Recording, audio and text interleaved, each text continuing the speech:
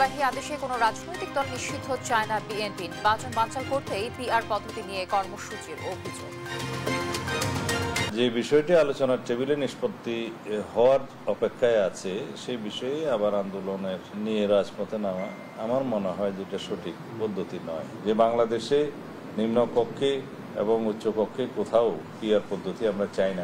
একবারের জন্য হলেও পিআর পদ্ধতিতে নির্বাচন চায় জামায়াত। 31টির মধ্যে 26টি দলের পিআর এর পক্ষে দাবি মোহাম্মদ তাহেরের।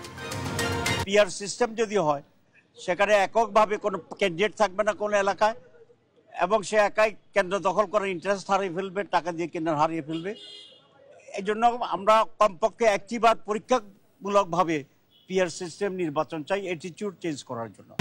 দুর্গাপূজার প্রস্তুতি দেখতে ঢাকেশ্বরীতে প্রধান উপদেষ্টা। জুলাইয়ের আকাঙ্ক্ষা বাস্তবায়নের সব ধর্মের সমমর্যাদা নিশ্চিতের আহ্বান। বাগেরহাটের 4টি আসন বহালের দাবিতে নির্বাচন অফিস ঘেরাও, আদালতের রিট। জেলা প্রশাসকের আশ্বাসে ফরিদপুরে আন্দোলন স্থগিত। যুক্তরাষ্ট্রের সিকিউরিটি ডিভাইসের মাদারবোর্ড রপ্তানি শুরু করল ওয়ালটন। ব্যবহৃত হবে অত্যাধুনিক স্বয়ংক্রিয় গানশট শনাক্তের কাজে। এবং এশিয়া কাপে বাংলাদেশের দিয়ে 155 রানের টার্গেটে ব্যাট করছে আফগানিস্তান। তানজিদ হাসানের ব্যাট থেকে এলো 52 রান। এই অবস্থায় পড়তে না চাইলে ব্যবহার করুন rainbow damp protector. Elastomer emulsion থাকায় দেয়াল থাকে damp proof rainbow paints, colour of joy. দর্শক, আমন্ত্রণ সংবাদপত্রে শুনছিলেন শিরোনামগুলো। সঙ্গে রয়েছে আমি তানজিয়া জুথি। নির্বাহী আদেশে কোনো দল নিষিদ্ধ চায় না বিএনপি, এমন চর্চা ভয়ঙ্কর বলে মনে করেন দলটির শীর্ষ নেতারা। পিআর পদ্ধতি নিয়ে জামায়াত সহ কয়েকটি দলের কর্মসূচির সমালোচনা করে তারা বলেন, আলোচনা টেবিলে থাকা বিষয়ে আন্দোলন যৌক্তিক নয়। এ বিষয়ে জনগণই সিদ্ধান্ত নেবে। প্রতিবেশী দেশের ইন্ধনে নির্বাচন বানচালে এসব কর্মসূচি দেয়া হচ্ছে বলে অভিযোগ করেন নেতারা। বাকিটা জানাচ্ছেন আমাদের সহকর্মী নিয়াজ মোর্শেদ। কয়েক মাস ধরেই জুলাই সনদের আইনি ভিত্তি পিআর পদ্ধতিতে নির্বাচন সহ নানা দাবি জানিয়ে আসছে জামাত ইসলামী সহ কয়েকটি দল। সবশেষ যুগপৎ আন্দোলনে নেমেছে তারা। এ নিয়ে নিজেদের অবস্থান স্পষ্ট করেছে বিএনপি। দলের স্থায়ী কমিটির সদস্য সালাউদ্দিন আহমদ বলেন, পিআর পদ্ধতি নিয়ে আলোচনার মধ্যপথে রাজপথে আন্দোলনের যৌক্তিকতা নেই। বিএনপি কোথাও পিআর চায় না বলেও স্পষ্ট করেন তিনি। যে বিষয়টি আলোচনার টেবিলে নিষ্পত্তি হওয়ার অপেক্ষায় আছে সেই বিষয়ে আবার আন্দোলনের নিয়ে রাজপথে নামা আমার মনে হয় যেটা সঠিক পদ্ধতি নয়। যে বাংলাদেশে নিম্নকক্ষে এবং উচ্চকক্ষে কোথাও পিআর পদ্ধতি আমরা চাই না। নির্বাহী আদেশে কোনো রাজনৈতিক দল নিষিদ্ধেরও বিপক্ষে বিএনপি। এটি ভয়ঙ্কর চর্চা হবে বলে সতর্ক করেন সালাউদ্দিন আহমদ। কোন রাজনৈতিক দলকে নিষিদ্ধ ঘোষণা করা নির্বাহী আদেশে সেটা আমরা সমর্থন করি না।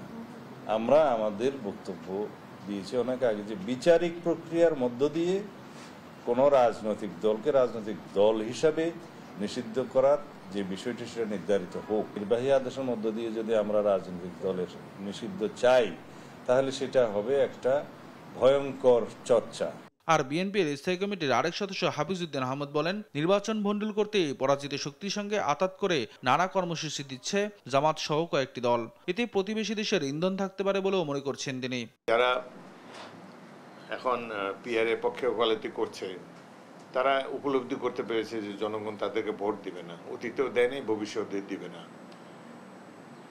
সুতরাং তারা এই নির্বাচনটি বিঘ্নিত করার জন্য আমাদের পাশের দেশ থেকে এই ষড়যন্ত্র করা হচ্ছে।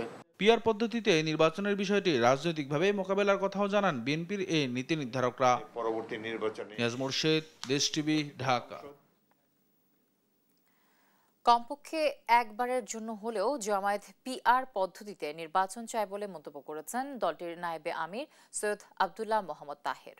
মঙ্গলবার বিকেলে ইউরোপীয় ইউনিয়নের ঢাকাস্থ দূতাবাসে ইউরোপিয়ান পার্লামেন্টের উচ্চ পর্যায়ের প্রতিনিধিদের সঙ্গে বৈঠক শেষে এ কথা বলেন তিনি। বৈঠকে জাতীয় নির্বাচন ও বর্তমান রাজনৈতিক পরিস্থিতি নিয়ে আলোচনা হয়েছে বলে জানান তিনি। এ সময় 31টির মধ্যে 26টি দল পিআর এর পক্ষে বলে দাবি করেন মোহাম্মদ তাহের। জোর করে কেন্দ্র দখল করে এমপি হয়ে ক্ষমতায় যাওয়া রাজনৈতিক দলগুলোর এ মানসিকতা পরিবর্তন জরুরি বলে মন্তব্য করেন।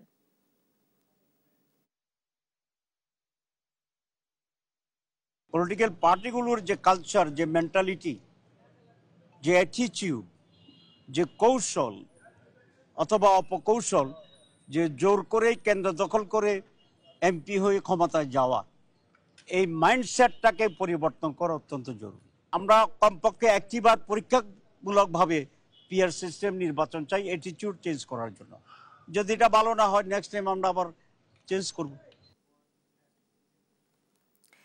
শেখ হাসিনাকে দ্রুত দেশে ফেরত আনার দাবি জানালেন এনসিপির আহ্বায়ক নাহিদ ইসলাম।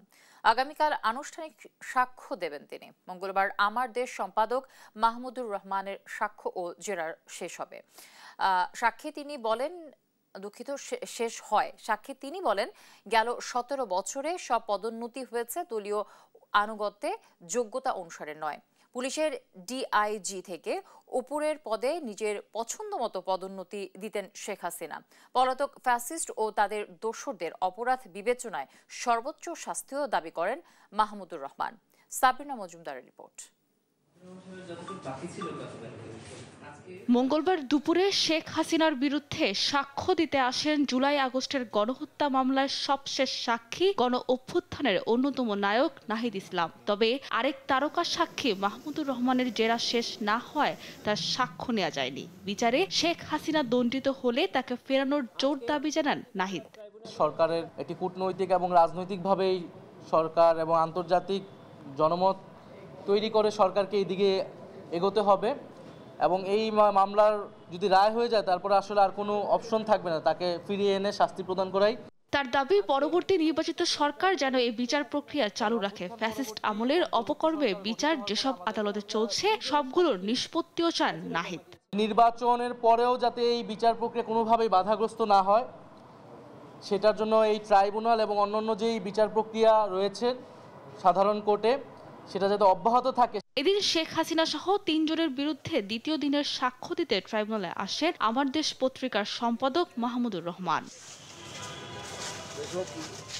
তিনি বলেন দ্বিতীয় বিশ্বযুদ্ধে হত্যাযজ্ঞের পর বিশ্বজুড়ে রব উঠে নেভার এগেইন। ঠিক তেমনি শেখ হাসিনার স্বৈরশাসন যেন কোনোদিন না ফিরে এমন প্রত্যাশা সবার। নেভার এগেইন বলার কথাটাই ছিল এই ধরনের গণহত্যা আর যেন কখনো না হয়। বলেন শেখ হাসিনার 17 বছরের সরকারি সব পদোন্নতি হয়েছে দলীয় আনুগত্যে। যে শেখ হাসিনাও একজন ছোটখাটো হিটলার ছিলেন, হিটলারের মতো ক্ষমতা তার ছিল না, কিন্তু মানসিকতায় তিনি হিটলারকে ছাড়িয়ে গিয়েছিলেন। এদিকে রামপুরায় 2 জনকে হত্যা ও কারণেশে ঝুলে থাকা আমির হোসেনকে গুলির মামলায় সাবেক ডিএমপি কমিশনার হাবিবুর রহমান হাবিব সহ 5 জনের বিচার শুরু হবে কিনা বৃহস্পতিবার আদেশ দেবেন আন্তর্জাতিক অপরাধ ট্রাইব্যুনাল। সাবরিনা মজুমদার, দেশ টিভি, ঢাকা। জুলাইয়ের আকাঙ্ক্ষা বাস্তবায়নে সব ধর্মের সমান মর্যাদা ও সব মতের মানুষের সমান অধিকার নিশ্চিত করতে রাষ্ট্র দায়বদ্ধ বলে মন্তব্য করেছেন প্রধান উপদেষ্টা ডক্টর মোহাম্মদ ইউনূস। মঙ্গলবার ঢাকেশ্বরী জাতীয় মন্দিরে দুর্গাপূজার প্রস্তুতি দেখতে যান তিনি। প্রধান উপদেষ্টা আরও বলেন, সবাই যার যার শক্তি নিয়ে ঐক্যবদ্ধ হলে যে কোনো অশুভ শক্তিকে পরাজিত করা সম্ভব। আরও জানাচ্ছেন সাইফুল রিপন। শুভেচ্ছা জানাচ্ছি। মঙ্গলবার বেলা 11টায় শারদীয় দুর্গাপূজার প্রস্তুতি দেখতে রাজধানীর ঢাকেশ্বরী মন্দিরে যান অন্তর্বর্তী সরকারের প্রধান উপদেষ্টা ডক্টর মোহাম্মদ ইউনূস। প্রস্তুতির খোঁজ খবর নেয়ার পাশাপাশি সনাতন ধর্মাবলম্বীদের সাথে শুভেচ্ছা বিনিময় করেন প্রধান উপদেষ্টা। এ সময় ঢাকেশ্বরী মন্দির কর্তৃপক্ষের তরফ থেকে প্রধান উপদেষ্টার হাতে তুলে দেয়া হয় সম্মাননা স্মারক। শারদীয় দুর্গাপূজার সময় জাতিসংঘের সাধারণ সভায় অংশ নিতে যুক্তরাষ্ট্র সফরে থাকবেন জানিয়ে সনাতন ধর্মাবলম্বীদের অগ্রিম শুভেচ্ছা জানান প্রধান উপদেষ্টা। আগে থেকে গেলাম, অভিনন্দন জানিয়ে গেলাম, আবার সুযোগ খুলে পরবর্তীতে আরেকদিন আসবো। জাতিকে একটি অটুট পরিবারের মতো দাঁড় করানোই সরকারের লক্ষ্য বলে মন্তব্য করেন ডক্টর মোহাম্মদ ইউনূস। রাষ্ট্র আমাকে নিশ্চয়তা দিয়েছে, একবার তালিকা করে দিয়েছে আমার প্রাপ্য কি। কাজে যত কথাই বলি সবচেয়ে বড় কথাটা বলবেন, আমি নাগরিক, আমাকে এই তালিকাভুক্ত সমস্ত জিনিসের অধিকার আমাকে দিতে হবে। ওইটাতে যদি না দাঁড়ান বাকিগুলোতে বড় সুবিধা হয় না, নানা কথার মার পেছে এদিক ওদিক করে ফেলে। এটাতে এদিক ওদিক করার কোনো সুযোগ নেই। আমরা যে নতুন বাংলাদেশের কথা বলছি তার মধ্যে এটা সবচেয়ে গুরুত্বপূর্ণ বিষয়, যে সবাইকে সব নাগরিক অধিকার নিশ্চিত করা। নিজেরা বিভক্ত হয়ে গেলে জাতি হিসেবে ব্যর্থ হয়ে যেতে হবে বলে শঙ্কা জানান প্রধান উপদেষ্টা। জ্ঞান নিয়ে সম্পদ নিয়ে, শক্তি নিয়ে, সবাই যার যার শক্তি নিয়ে ঐক্যবদ্ধ হলে আমরা সব অশুভ শক্তিকে পরাজিত করতে পারব। নিজেরা বিভক্ত হয়ে গেলে, ঐক্যবদ্ধ হতে না পারলে আমরা জাতি হিসেবে ব্যর্থ হয়ে গেলাম। আমরা জাতি হিসেবে ব্যর্থ হতে চাই না। জুলাই গণ অভ্যুত্থানের মধ্য দিয়ে বৈষম্যহীন সমৃদ্ধ দেশ গড়ার যে অগ্রযাত্রা শুরু হয়েছে তা সফল করতে সবাইকে ঐক্যবদ্ধ থাকার আহ্বান জানান ডক্টর মোহাম্মদ ইউনূস। জুলাই গণ অভ্যুত্থানের মধ্য দিয়ে আমরা বৈষম্য, দুর্নীতিমুক্ত একটি সমৃদ্ধ দেশ গড়ার যে অগ্রযাত্রা শুরু করেছি, তার সফল বাস্তবায়ন করতে হলে ধর্ম, বর্ণ ভেদাভেদ ভুলে সকলকে একসঙ্গে কাজ করতে হবে।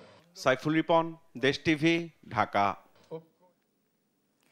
আন্তর্জাতিক মুদ্রা তহবিলের IMF এর ব্যবস্থাপনা পরিচালক ক্রিস্টালিনা জর্জিয়েভা বাংলাদেশের অন্তর্বর্তী সরকারের প্রধান উপদেষ্টা অধ্যাপক মোহাম্মদ ইউনূসের নেতৃত্বের প্রশংসা করেছেন। মঙ্গলবার সন্ধ্যায় যুক্তরাষ্ট্রের ওয়াশিংটন ডিসি থেকে ভিডিও কনফারেন্সে জর্জিয়েভা বাংলাদেশের চলমান অর্থনৈতিক সংস্কার, আঞ্চলিক পরিস্থিতি এবং আগামী ফেব্রুয়ারির জাতীয় নির্বাচন ঘিরে নানা চ্যালেঞ্জ নিয়ে প্রফেসর ইউনূসের সঙ্গে আলোচনা করেন। এ সময় তিনি বলেন, বাজেট ভিত্তিক বিনিময় হার চালুর মতো সাহসী পদক্ষেপ বাংলাদেশের অর্থনীতিকে নতুন গতি দিয়েছে। অধ্যাপক ইউনূস এ সময় IMF প্রধানকে ধন্যবাদ জানান।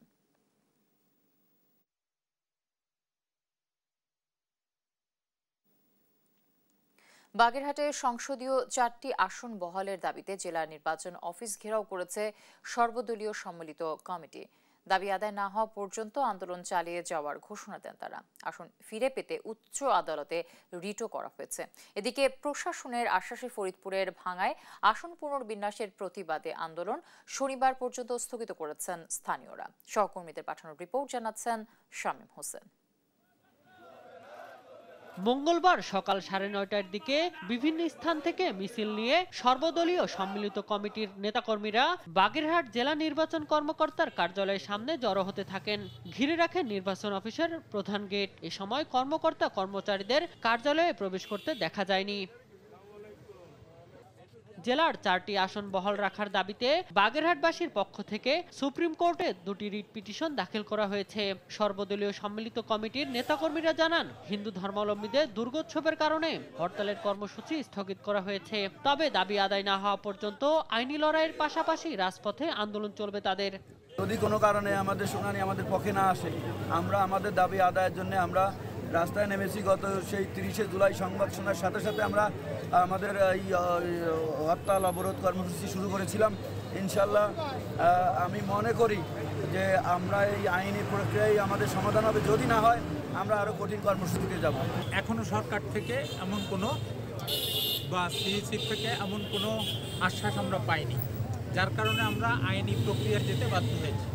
আমরা আশা করি আইনি প্রক্রিয়ার মাধ্যমে এবং আমাদের আন্দোলনের মাধ্যমে আমরা আমাদের দাবি ফিরিয়ে পাব। এদিকে ফরিদপুরের ভাঙ্গায় সংসদীয় আসন পুনর্বিন্যাসকে কেন্দ্র করে হওয়া অবরোধ প্রশাসনের আশ্বাসে শনিবার পর্যন্ত স্থগিত করেছে স্থানীয়রা। তবে শনিবারের মধ্যে দাবি আদায় না হলে আন্দোলন আরো তীব্র করার হুঁশিয়ারি দেন তারা। যে 21 তারিখ পর্যন্ত আমরা এই আন্দোলনকে অব্যাহত রাখব এবং স্থগিত রাখব, এবং সেই 21 তারিখে স্থগিত রাখা পর্যন্ত জনগণ যাতে জনগণের যান মাল এবং রাস্তাঘাটে চলাচলের যত অসুবিধা নয় সেজন্য সবার সার্বিক সহযোগিতা কামনা করছি। এর আগে গেল সোমবার অবরোধের মিছিল নিয়ে উপজেলা সদরের গুরুত্বপূর্ণ সরকারি অফিস ও ভাঙ্গা থানা কমপ্লেক্সে ভয়াবহ হামলার ঘটনা ঘটে। ফরিদপুরের জেলা প্রশাসক কামরুল হাসান মোল্লা জানান, হামলার ঘটনায় ক্ষয়ক্ষতি নিরূপণের কাজ চলছে।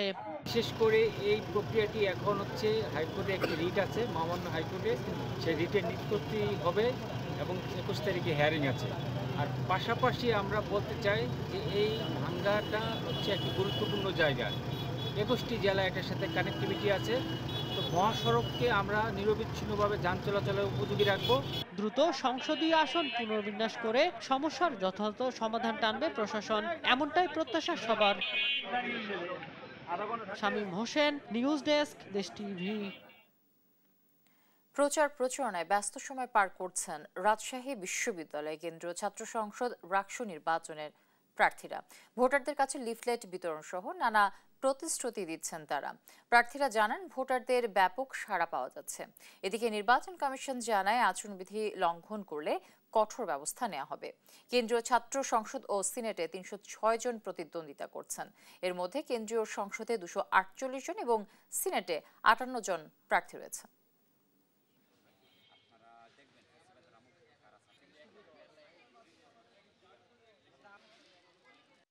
প্রতিটা ভোটারের দ্বারে দ্বারে পৌঁছানোর চেষ্টা করছি।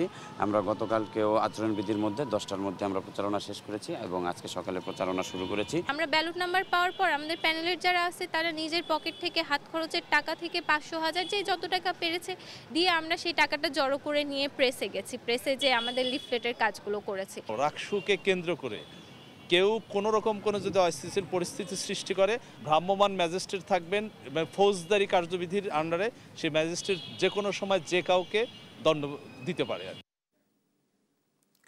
চট্টগ্রাম বিশ্ববিদ্যালয় কেন্দ্রীয় ছাত্র সংসদ, চাকসু ও হল সংসদ নির্বাচনের মনোনয়নপত্র বিতরণ শেষ হয়েছে। শেষ দিনে উৎসবমুখর পরিবেশে মনোনয়ন সংগ্রহ করতে দেখা যায় প্রার্থীদের, আর শিক্ষার্থীদের মাঝে এখন বইছে নির্বাচনী আমেজ। সহকর্মী আজিজা হক পাইলের রিপোর্ট জানাচ্ছেন শায়লা খান। দীর্ঘ ৩৬ বছর পর আগামী ১২ অক্টোবর অনুষ্ঠিত হতে যাচ্ছে চট্টগ্রাম বিশ্ববিদ্যালয় কেন্দ্রীয় ছাত্র সংসদ ও হল সংসদ নির্বাচনের ভোট গ্রহণ। অনাকাঙ্ক্ষিত ঘটনা এড়াতে ভোট কেন্দ্রে সিসি ক্যামেরার আওতায় আনার উদ্যোগ নিয়েছে বিশ্ববিদ্যালয় কর্তৃপক্ষ। আগামীকালকে জমা দেওয়ার সেই দিন বৃহস্পতিবারে প্রার্থী তালিকা ঘোষণা করব খসড়া ডাটা। আর এই প্রার্থীদের বিষয়ে আমাদের আগামী সপ্তাহে যাচাই বাছাই হবে এবং চূড়ান্ত প্রার্থী তালিকা নির্ধারণ করা হবে আগামী সপ্তাহের বৃহস্পতিবার। মনোনয়নপত্র সংগ্রহ করার শেষ দিন মঙ্গলবার, আর বুধবার জমা দেওয়ার শেষ দিন। যাচাই বাছাই হবে 18 সেপ্টেম্বর, প্রার্থিতা প্রত্যাহার 20 সেপ্টেম্বর, আর 21 তারিখে প্রকাশ করা হবে চূড়ান্ত তালিকা। ডাকসু জাকসুর মতো যে কোনো ঘটনা এড়াতে নানা ব্যবস্থা নিচ্ছে নির্বাচন কমিশন। পাঁচটা একসাথে না রেখে যদি আগেই যদি সেপারেট করে রাখি, স্টুডেন্টদের দ্বারাই যদি আমরা আলাদা করে দিই, তাহলে কি হবে, আমাদের পরে সর্টিং এর যে সময়টা সেটা আমরা মিনিমাইজ করতে পারবো। এইভাবে আমরা সময়টাকে, অভিজ্ঞতাটাকে এবং পরিকল্পনাটাকে সাজাচ্ছি। শিক্ষার্থীরা বলছেন চাকসু নির্বাচন শুধু ভোটের আয়োজন নয়, বরং গণতান্ত্রিক চর্চার একটি বড় সুযোগ। মানে আসলে কোনো রাজনৈতিক মতাদর্শে গেলেই যে তার বিজয়ী হওয়ার সম্ভাবনা বেশি বা স্বতন্ত্র হিসেবে বেশি, এরকম কোনো কিছু নেই। নির্বাচনের পর ইনশাআল্লাহ হলের পিছনে যে আপনার পার্কিং স্ট্যান্ডে এটা আশা করি হলের স্যারকে বলে আমরা হারবেও এটা সম্পূর্ণ করতে পারবো। ফর্ম তুলেছি, ফর্ম তোলার পর এ পর্যন্ত কোনো ধরনের সহিংসতা বা বাধার সম্মুখীন এখনো হয়নি। এখন পর্যন্ত 250 জন মনোনয়নপত্র নিলেও কোনো প্যানেল ঘোষণা করা হয়নি। ফ্যাকাল্টি ভবনগুলোর পাশাপাশি শিল্পী রশিদ চৌধুরী হলেও হবে ভোট কেন্দ্র। শায়লা খান, নিউজ ডেস্ক, দেশ টিভি। এলডিসি গ্রাজুয়েশন 3 বছর পেছাতে কাজ করছে সরকার, তবে খুব বেশি আশাবাদী হওয়ার সুযোগ নেই বলে জানিয়েছেন বাণিজ্য সচিব। মঙ্গলবার বেসরকারি গবেষণা প্রতিষ্ঠান র্যাপিড আয়োজিত কর্মশালায় কথা বলেন তিনি। আর র্যাপিড চেয়ারম্যান জানান, যুক্তরাষ্ট্রের বাজারে পাল্টা শুল্কের প্রভাবে $3 বিলিয়ন রপ্তানি কমে যেতে পারে। সাদিয়া লাবণীর রিপোর্টে বাকিটা থাকছে। একক দেশ হিসেবে বাংলাদেশের তৈরি পোশাকের সবচেয়ে বড় বাজার যুক্তরাষ্ট্র। ট্রাম্পের পাল্টা শুল্কের প্রভাবে দেশটিতে রফতানি কমতে পারে প্রায় 14%। Research and policy integration for development র্যাপিডের এক গবেষণায় এমন তথ্য উঠে এসেছে। র্যাপিড চেয়ারম্যান জানান, ট্রাম্পের পাল্টা শুল্কের প্রভাবে যুক্তরাষ্ট্রে তৈরি পোশাক আমদানি কমবে প্রায় $10 বিলিয়ন, আর ছোট হওয়া বাজারে রপ্তানি বাড়ানো কঠিন। সবচেয়ে বেশি ইম্প্যাক্ট হবে যে মার্কিন যুক্তরাষ্ট্র, তারা দেখবে যে তাদের এক্সপোর্ট কিন্তু এফেক্টেড হবে, যেহেতু তারা ট্যারিফ বসেছে। মার্কিন যুক্তরাষ্ট্রের বাজার ছোট হবে, সেই ছোট বাজারে আমাদের কিন্তু বেশি রপ্তানি করার চেষ্টা করতে হবে, যেটা খুবই দুরূহ একটা কাজ হবে। এলডিসি উত্তরণ পেছানো খুবই জটিল প্রক্রিয়া উল্লেখ করে তিনি বলেন, সফল হলেও অনেক দেশ সহযোগিতা অব্যাহত নাও রাখতে পারে। আমরা যদি এখন জাতিসংঘে যে বলি যে আমরা এক্সট্রা 3 বছরের সুবিধা নেবে, ইউরোপিয়ান ইউনিয়ন বলে যে বেসিক যে লেবার রিফর্ম করার কথা ছিল এটা বাংলাদেশ করে না, তাহলে ওই দেশগুলোতে দিবে না। আর মার্কিন যুক্তরাষ্ট্রের রেসিপ্রোকাল ট্যারিফ দেওয়ার পরে কি মনে হয় যে মার্কিন যুক্তরাষ্ট্র সিম্প্যাথেটিক হবে যে আরেকটা দেশ যেন ডিউটি ফ্রি সুবিধা পায় সেই মোশনে সাপোর্ট করার জন্য? আমার কাছে মনে হয় আর বাণিজ্য সচিব জানান, এই মুহূর্তে ব্যবসায়ীদের প্রধান উদ্বেগ ট্রাম্প ট্যারিফ এবং এলডিসি গ্র্যাজুয়েশন। এলডিসি উত্তরণ পেছাতে কাজ করছে সরকার, তবে তাতে খুব বেশি আশাবাদী না হয়ে ব্যবসায়ীদের সক্ষমতা বাড়াতে হবে। হোপ জন্মানোটা উচিত হবে না। আমরা এটা চেষ্টা করছি যে আপনার ধীরে ধীরে অগ্রসর হয়ে এলডিসি গ্র্যাজুয়েশন যদি আমরা 3 বছর ডেফার করতে পারি তাহলে সেটা আমাদের অর্থনীতির জন্য খুবই ভালো হবে। আমরা কাজ করছি সেটার উপরে। এফটিএ সবসময় সুবিধাজনক নয় জানিয়ে বাণিজ্য সচিব বলেন, এলডিসি উত্তরণের পর রপ্তানিমুখী খাতে প্রণোদনা দেওয়ার কথা ভাবছে সরকার। আমাদের অল্টারনেটিভ ইনসেনটিভ রেজিমটাকে একটু স্ট্রেংথেন করতে হবে। সাদিয়া লাবনী, দেশ টিভি, ঢাকা। ওয়ালটন প্রথমবারের মতো আমেরিকাতে রপ্তানি শুরু করলো মাদারবোর্ড, পিসিবি ও পিসিবিএ। সোমবার এ উপলক্ষে রাজধানী ওয়ালটন কর্পোরেট অফিসে আয়োজন করা হয় এক জমকালো অনুষ্ঠানের। এতে প্রধান অতিথি হিসেবে উপস্থিত ছিলেন প্রধান উপদেষ্টার বিশেষ সহকারী ফয়েজ আহমেদ তৈয়ব। বিশেষ অতিথি হিসেবে উপস্থিত ছিলেন তথ্য ও যোগাযোগ প্রযুক্তি বিভাগের সচিব শীর্ষ হায়দার চৌধুরী। আরও জানাচ্ছেন মাগদুরা মিতি। প্রথমবারের মতো বাংলাদেশের জনপ্রিয় ব্র্যান্ড ওয়ালটন আমেরিকাতে রপ্তানি শুরু করলো মাদারবোর্ড, পিসিবি ও পিসিবিএ।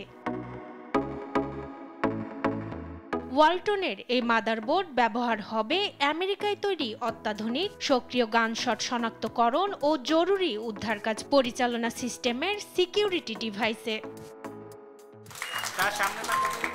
বিশ্বের 50টিরও বেশি দেশে মেড ইন বাংলাদেশ ট্যাগযুক্ত ইলেকট্রনিক্স পণ্য রপ্তানি করা ওয়ালটন প্রাথমিকভাবে আমেরিকায় উইসকনসিন প্রদেশে অবস্থিত তথ্য প্রযুক্তি খাতের প্রতিষ্ঠান সেফ্রো টেকনোলজিস ইনকর্পোরেশনের অনুকূলে প্রায় 2500 পিসেরও বেশি মাদারবোর্ড রপ্তানি করছে, যা বাংলাদেশি টাকায় প্রায় 2.5 মিলিয়ন। এছাড়াও বাজারে এসেছে ওয়ালটনের 2 মডেলের পরিবেশ বান্ধব তাকিয়ন ইলেকট্রনিক বাইক। আধুনিক ডিজাইন, শক্তিশালী মোটর, দীর্ঘস্থায়ী ব্যাটারি ব্যাকআপ এবং মাত্র 10 থেকে 15 পয়সা খরচে প্রতি কিলোমিটারে চলার সুবিধাযুক্ত ওয়ালটনের নতুন এই বাইকগুলো নগর ও গ্রামীণ জীবনের স্মার্ট ও পরিবেশ বান্ধব যাতায়াতের সঙ্গী হয়ে উঠবে। মাগদুরা মিতি, নিউজ ডেস্ক, দেশ টিভি। দেখছেন সংবাদরাত।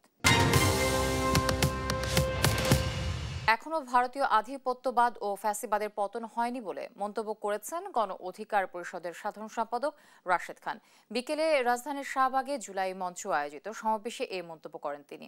গণহত্যার বিচার, জাতীয় পার্টি সহ 14 দলের রাজনীতি নিষিদ্ধকরণ ও নুরুল হক নূর সহ বিপ্লবীদের উপর হামলায় জড়িতদের বিচারের দাবিতে এই সমাবেশের আয়োজন করে জুলাই মঞ্চ।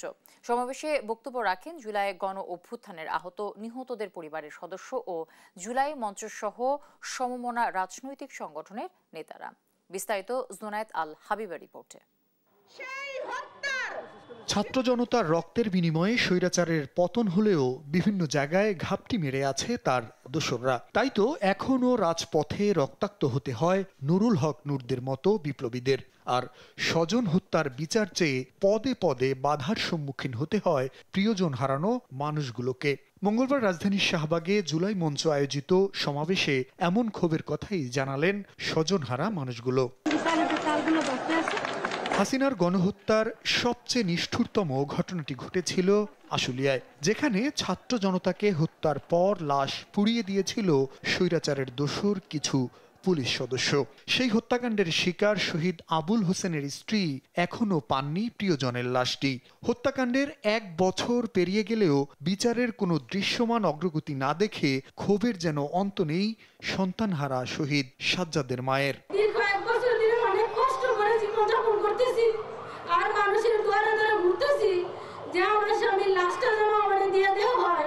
একটা বছর লাশগুলো বুঝে দিতে পারলো না, একটা বছরে শহীদদের নাম গেজেটভুক্ত করতে পারলো না, একটা বছরে কোনো দপ্তর সংস্কার করতে পারলো না, কিন্তু নির্বাচন দেওয়ার জন্য প্রস্তুত হয়ে আছে। কিন্তু এই শহীদদের এই যে আত্মত্যাগ, 2 দিন পর পর কি আমার সন্তানরা আবার জীবন দিবে?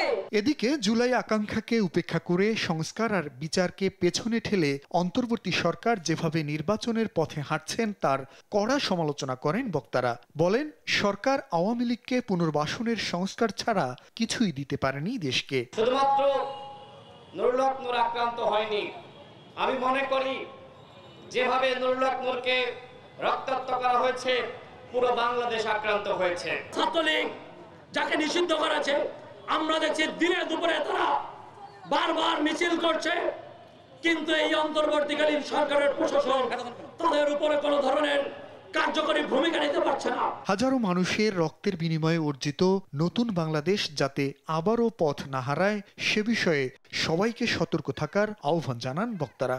এই ধরনের ঘটনা। জুনায়েদ আল হাবিব, দেশ টিভি, ঢাকা। কাতারে ইসরায়েলি হামলা অপ্রত্যাশিত ও বেআইনি বলে মন্তব্য করেছেন পররাষ্ট্র উপদেষ্টা তৌহিদ হোসেন। আরব ইসলামিক সামিটে অংশ নিয়ে দেশে ফিরে এ মন্তব্য করেন তিনি। এ সময় জাতিসংঘের 81তম অধিবেশনের সভাপতি পদের জন্য বাংলাদেশের প্রার্থিতার সিদ্ধান্ত বহাল আছে বলেও জানান পররাষ্ট্র উপদেষ্টা।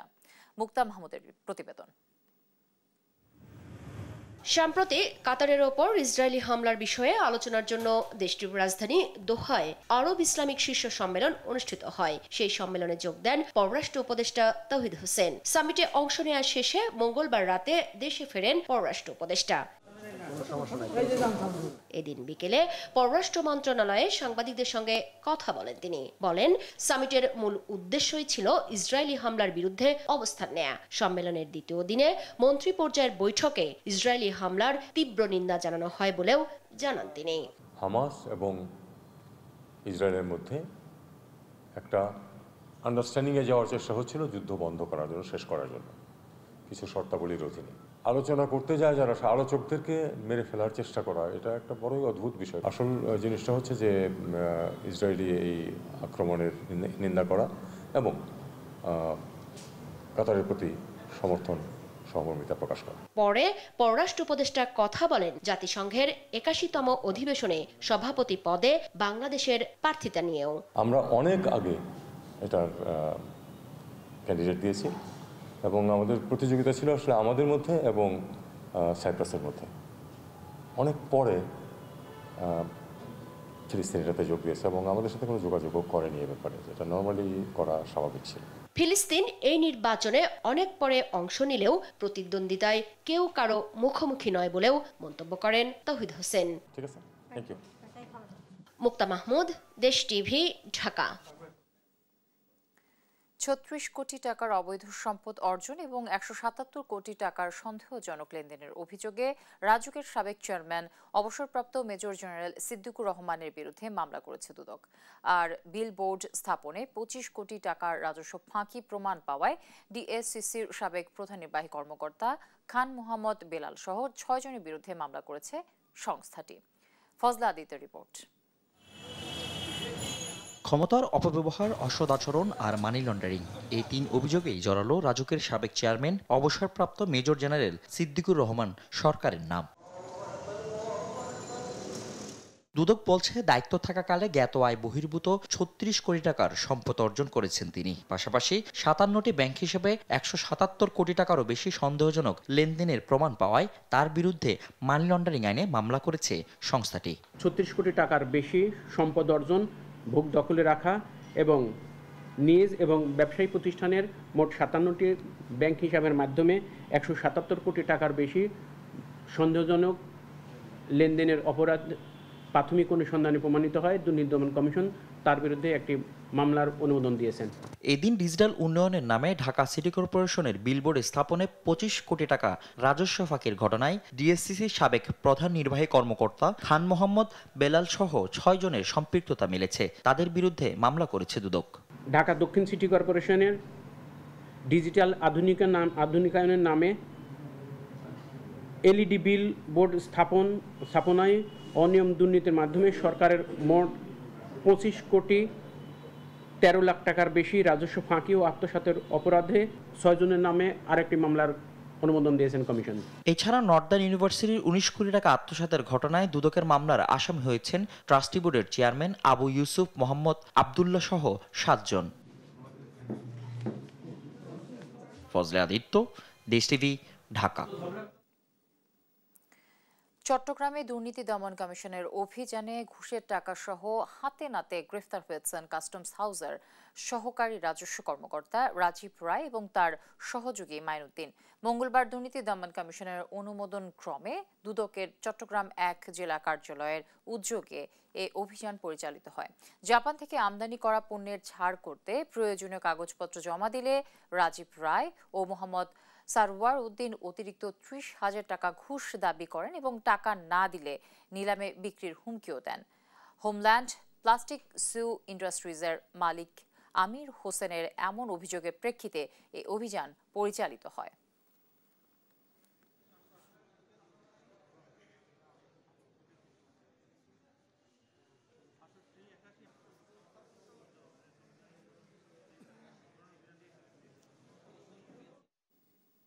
দেখছেন সংবাদরাত।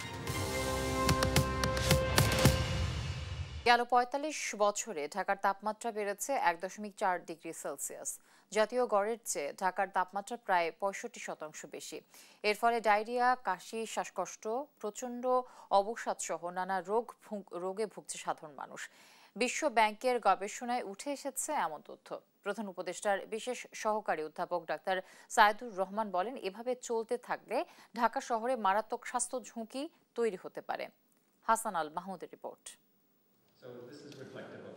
মঙ্গলবার রাজধানীর একটি হোটেলে বাংলাদেশে তাপমাত্রা বৃদ্ধি, জনস্বাস্থ্য ও অর্থনীতিতে এর প্রভাব শীর্ষক গবেষণা প্রতিবেদন প্রকাশ করে বিশ্ব ব্যাংক। 1980 সালের পর দেশের তাপমাত্রা বেড়েছে 1.1 ডিগ্রি সেলসিয়াস, তবে গরমের অনুভূতি বেড়েছে 4.5%। তাপমাত্রা বৃদ্ধির প্রভাবে ডায়রিয়া, কাশি, শ্বাসকষ্ট, অবসাদ সহ নানা রোগের প্রকোপ বাড়ছে। এতে বছরে গড়ে প্রায় 2 দিন কাজ বন্ধ রাখতে হয় বলে উঠে এসেছে গবেষণায়। অনুষ্ঠানে প্রধান উপদেষ্টার বিশেষ সহকারী অধ্যাপক ডক্টর সায়েদুর রহমান বলেন, ঢাকা শহর যেভাবে হিট আইল্যান্ডে পরিণত হচ্ছে, এর কার্যকর সমাধান বের না করলে মারাত্মক স্বাস্থ্য ঝুঁকি তৈরি হতে পারে। ঢাকা আসলে একটা হিট আইল্যান্ড, আমরা বুঝতে পারি ঢাকার সাভার ক্রস করলে, মানে এটা এতটাই অবভিয়াস যে গায়ে মানে একটা এসি রুম থেকে বের হওয়া যেতে এরকম সাভার ক্রস করা প্রায় ওই মাত্রায় আসলে ডিফারেন্স ক্রিয়েট করে। এই ক্লাইমেট চেঞ্জের জন্য যারা রেসপন্সিবল তাদের আসলে ফাইন্যান্সিং বললে এটা অবশ্যই কে করবে, টাকাটা কে দিবে, তাহলে এটা বলতে হবে যে আসলে ক্লাইমেট চেঞ্জে খারাপ কন্ট্রিবিউশনটা যিনি করেছেন কারেক্টিভ মেজারে ওনার কন্ট্রিবিউশন থাকতে হবে। আর পরিবেশ, বন ও জলবায়ু বিষয়ক উপদেষ্টা সৈয়দা রিজওয়ানা হাসান বলেন, রাজনৈতিক প্রতিশ্রুতি ছাড়া পরিবেশ বিপর্যয় রোধ করা সম্ভব না। ঢাকার আশপাশে বন ও কৃষি জমি রক্ষা জরুরি বলেও জানান তিনি। এরকম ল্যান্ডস্কার্স কান্ট্রিতে ল্যান্ড হাংরি পপুলেশন যেখানে আছে সেখানে ঢাকার পরিবেশের সমস্যা থাকবে, কিন্তু সেটাকে কমিয়ে আনা তো সম্ভব। এই কমিয়ে আনার জন্য খুব যে আমাদের রকেট সায়েন্সের প্রয়োজন তা না, আমাদের হচ্ছে নিয়ন্ত্রণ ব্যবস্থাটাকে কার্যকর করতে হবে এবং নিয়ন্ত্রণ ব্যবস্থার পাশাপাশি কিছু কিছু ইন্টারভেনশনে যেতে হবে। এর আগে পরিবেশ অধিদপ্তরে বিশ্ব ওজোন দিবসের আলোচনায় কার্বন নিঃসরণ কমানোর উপর জোর দেন পরিবেশ উপদেষ্টা। হাসান আল মাহমুদ, দেশ টিভি, ঢাকা। রাজধানীর ধানমন্ডির গ্যালারি চিত্রতে চলছে শিল্পী শাহনাজ বেগম শাহিন, মিরাতুল ফাতেমার রাকা ও শাহিন সুবহানা সুরভির যৌথ প্রদর্শনী ত্রয়ী, 3 শিল্পীর অভিন্ন বোধ। 5 সেপ্টেম্বর শুরু হওয়া এই প্রদর্শনী চলবে 18 সেপ্টেম্বর পর্যন্ত। 3 জন শিল্পী ঢাকা বিশ্ববিদ্যালয়ে চারুকলা অনুষদে 80-র দশকের শেষ ভাগে একসঙ্গে পড়াশোনা করেছিলেন। ভিন্ন ভিন্ন মাধ্যমে কাজ করলেও তাদের শিল্পচর্চার মূল সুর নারী ও প্রকৃতি। রাকার ক্যানভাসে রঙিন অ্যাক্রিলিকে নারী অবয়ব বহু সংস্কৃতির প্রতীক হয়ে উঠেছে। শাহনাজের কাজে প্রাচ্য ধারার জল রঙে নারীর আবেগ ও প্রাণীর সঙ্গে স্নেহের সম্পর্ক ফুটে উঠেছে কোমল রঙে। অন্যদিকে সুরভির ক্যানভাসে শকুন্তলা সিরিজ নারীর সংগ্রাম ও সম্ভাবনার প্রতীক হয়ে দর্শককে টেনে নিচ্ছে। নারী ও প্রকৃতিকে কেন্দ্র করে তৈরি তাদের কাজ দর্শককে টেনে নিচ্ছে এক অভিন্ন আবহে।